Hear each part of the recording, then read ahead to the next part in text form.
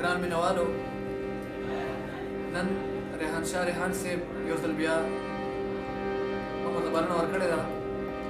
د هغه تېر شوي چې ټپیزې موږ سره هغه شریکې کړې وې، هغه هیله لرم چې ستاسو به خوښ شوي وي.